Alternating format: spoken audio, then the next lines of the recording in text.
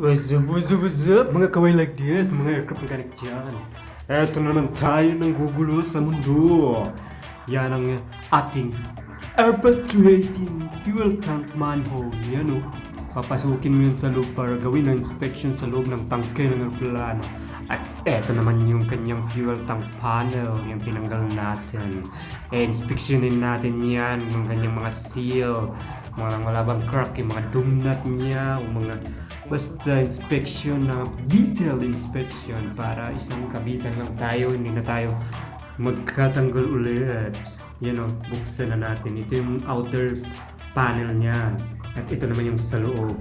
Yan, yung sigilid niya parang kulay itim. Yan yung seal niya. Inspection na natin yan. Pwede natin siyang install ulit kung okay pa yung seal. Walang sira, walang punit. Yan o.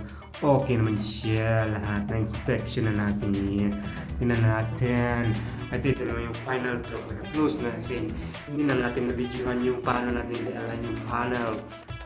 Final torque yan. Yan o. Final torque niya 79 inch-pounds. Yan, may sequence ng pagtutok yan since final yan, isang round na lang yan. Yun yung final niya, final look. May developer yan, developer tawag yan sa kulay puti na yan para kung mag-leak yung panel, makikita agad.